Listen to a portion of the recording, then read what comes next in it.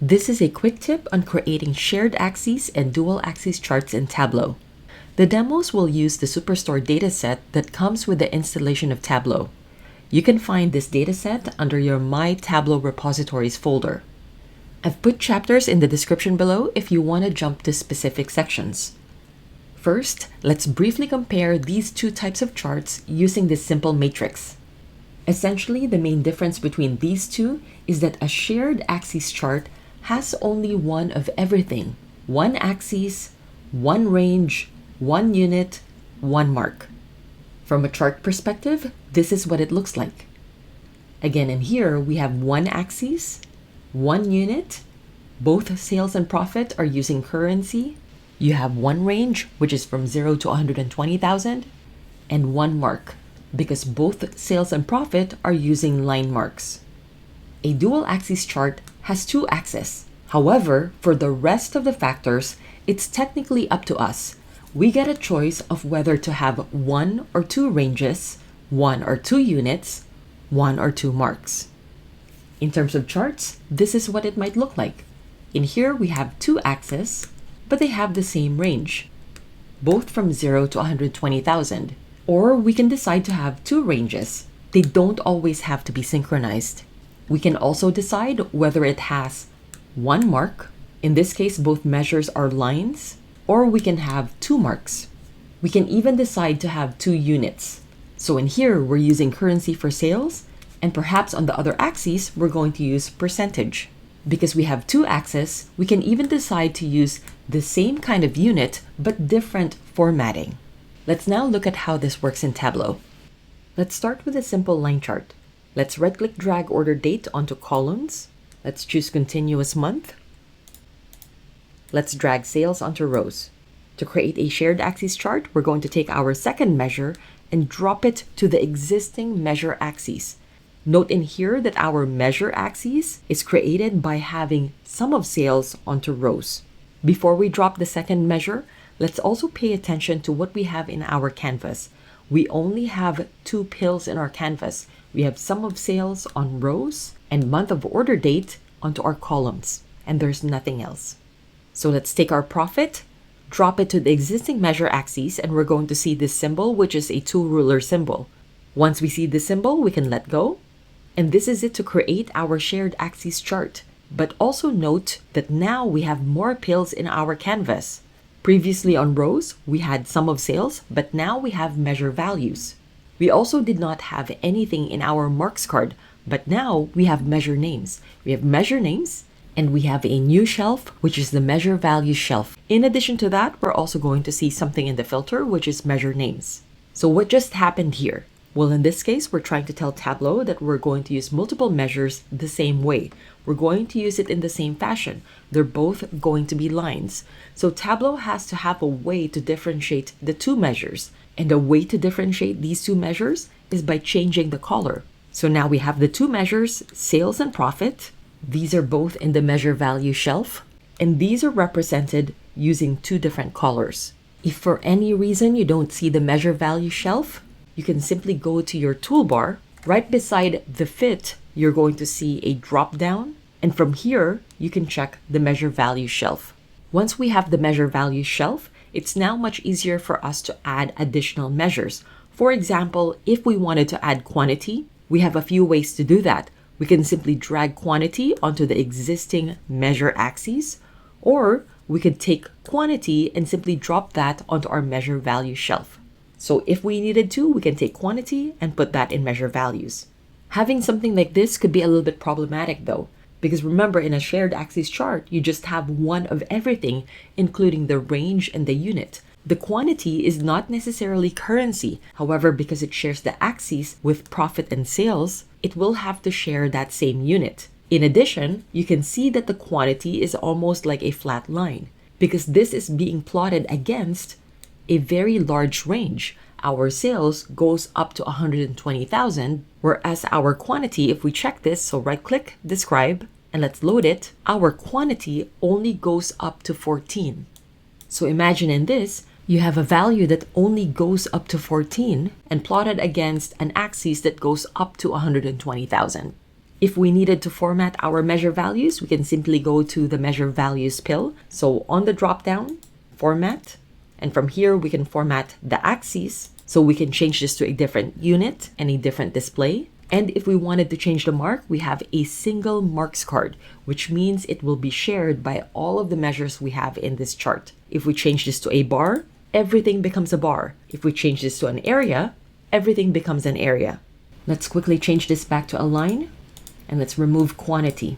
If it's helpful, in addition to having different colors, we can also put the measure names right onto the marks. So in here, we can copy our measure names onto label. So Control drag to copy. And from here, we can select how we want the label to be displayed. In this case, I've simply selected line ends, and we do have them both at the start of the line and end of the line. But we can vary this at any point. So in here, if we only want it at the end of the line, we can simply uncheck label start of line. So now let's take a look at a dual axis chart. How is this different from our shared axis chart? Let's use the same starting point. Let's right-click drag order date onto columns, choose continuous month. Let's also drag sales onto rows. This time around though, we're going to take our second measure, and instead of dropping it to the existing measure axis, we're going to drop it to the opposite side of the existing measure axis. So take profit, drag it all the way to the right, and then we're going to see a dashed line and a single ruler symbol. Once we see it, we can let go. So this now generates our dual axis chart. In here, you have one axis for sales, and profit has its own axis. Our canvas also changed. Let me just undo this first. So before we made this into a dual axis chart, we only had 2 pills. Once we made this into a dual axis chart, we have more pills. Sum of profit was introduced to rows right beside sum of sales. And we still see measure names. It's still being used in color. There's a few other differences though. Let's expand this a little bit. What we're going to see in here is sum of sales has its own marks card, sum of profit has its own marks card, and we also have a third marks card, which is all. And this allows us to control the display of the different measures. In addition to this, there's also another distinct characteristic of a dual axis chart. If you take a look at the measure pills on rows, what you're going to see is actually one blended pill, one fused pill, not 2 independent pills. What you have in between sum of sales and sum of profit is simply a straight line. This is indicative of a dual axis chart. Now remember that with a dual axis chart, we are afforded choices. We can make this one range or 2 ranges. In this case, we already have 2 ranges, but if we wanted to synchronize them, we can right-click on the second axis and then synchronize. Once we have synchronized axes, since both sides are displaying the same values anyway, we typically will hide the axes for one. So we can simply right-click and uncheck show header. And we are probably going to adjust the title for the other one so that it's more generic and applicable to both measures we're displaying. If we wanted to change the marks, we can do so. If we wanted to target both measures, we can simply go to the all marks card and then change the marks from here. In this case, it will behave the same way as our shared axis chart. However, if we wanted to target very specific measures, for example, profit, and we want to display this differently, we can simply change the mark type just for this one. In terms of formatting, because you have 2 different pills, we can target the formatting of each individual measure. As a final tip, here's another way of creating a dual axis chart. Instead of trying to find the opposite side of an existing axis, we can simply drag our second measure right beside the existing measure pill. So in this case, we can take profit, drag it right beside sum of sales in rows.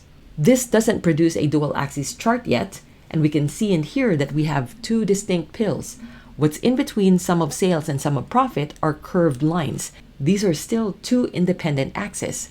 However, if we click on the drop-down of the second measure, we're going to find an option called dual axes. Also, you can have multiple dual axis charts in the same worksheet. So for example, let's copy sum of sales and sum of profit. Let's control drag both of these. The leftmost measure pill will not get a dual axis option. So on the drop-down, there's no dual axis in here. However, every other pill will have a dual axis option. So for example, for profit, in here we can make this into a dual axis chart. And once we do so, we now have a chart that has two axes. Because the second pill is fused to the first pill, the third pill can no longer fuse or make itself part of the dual axis equation. So on the dropdown, you're not going to see a dual axis anymore. However, the sum of profit can become a dual axis chart and fused against the third pill. Let's remove some of these dual axis options. So uncheck dual axis, and then here uncheck dual axis. So the dual axis option fuses a measure to the pill to the left of it. So for example, in this case, if we decide to click on the drop down of the third pill, this is going to have a dual axis option, which means that the dual axis will now happen between the second and the third pill. This is going to be fused to the second pill, meaning we're targeting this middle two charts. So if we give this a try on the drop down, dual axis, notice that the pill in between is the one that has a straight line. They are now fused together. And this is it for the tip on shared axes and dual axis charts. If you're already familiar with these concepts, I hope you still found some new techniques. If this is your first time encountering shared axes and dual axis charts in Tableau, I hope this provides you a good comparison. Thank you for your time, and I will see you again next time.